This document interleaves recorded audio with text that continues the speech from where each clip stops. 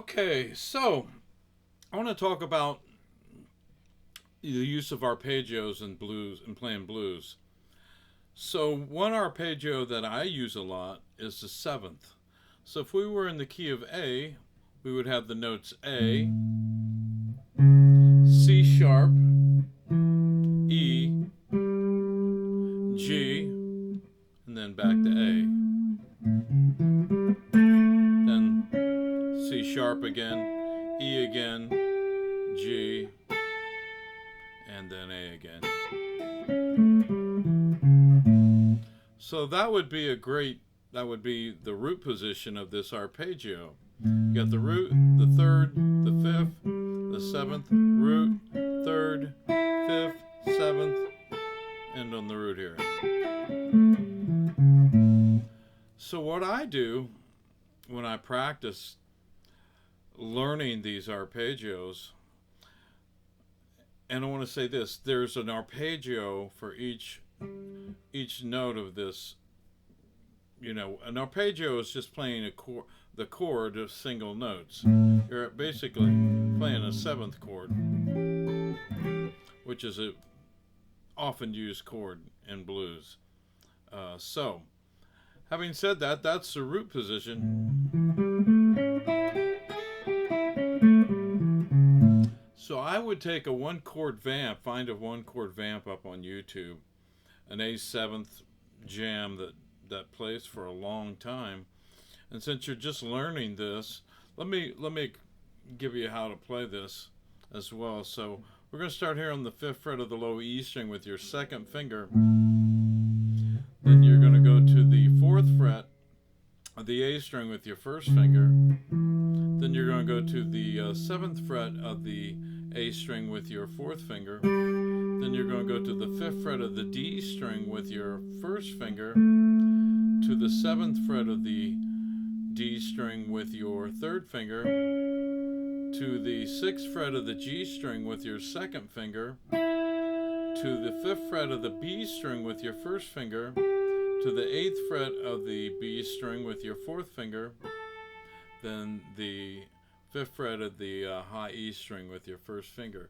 So I'm going to play this one chord vamp, and for you guys that are just learning this arpeggio, and what you want to get to be able to do is visualize that arpeggio even when you don't have the guitar in your hand. You know, Jeff Beck did this a lot. Jeff Beck would look at his guitar in its stand, and he said that he would stare at it for hours just visualizing patterns and everything that, you know, he was thinking about, creative things that he wanted to play.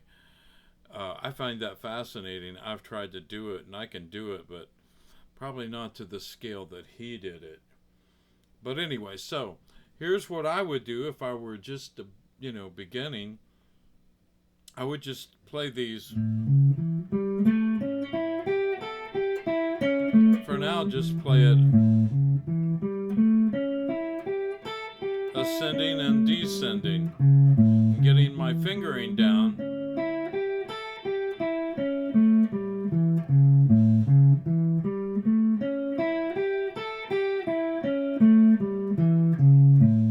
Then I would find a track, and then I would try to play that same ascending and descending line in time with the track. Okay, so let me do that.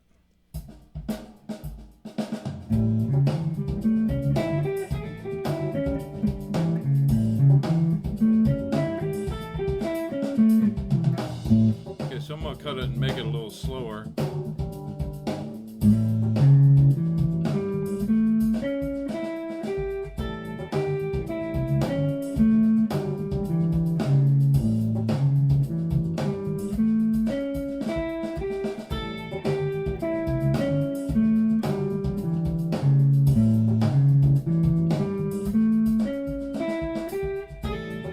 So then once you feel comfortable that you have that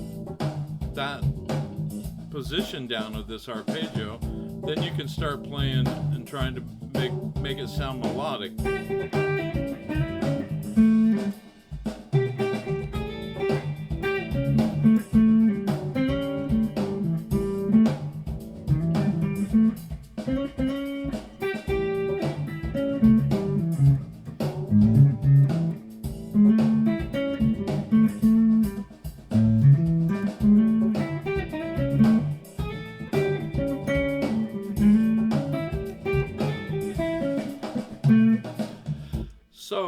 would set and play with this one chord vamp.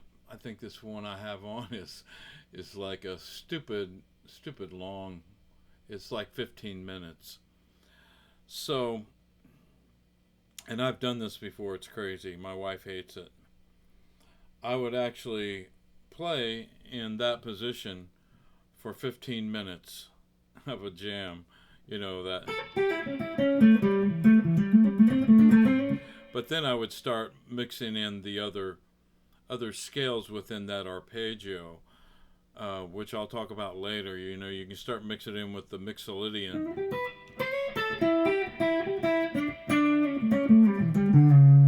That's using the Mixolydian scale along with that arpeggio, or the minor pentatonic with it.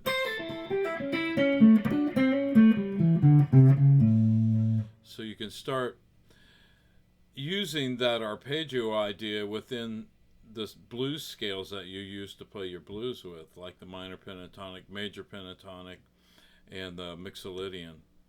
But anyway, you got to get the arpeggios down in all 4 positions.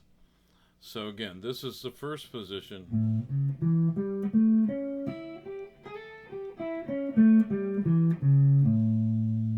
So I would recommend that you work on that one, and I will make a video with the next position next time. So work on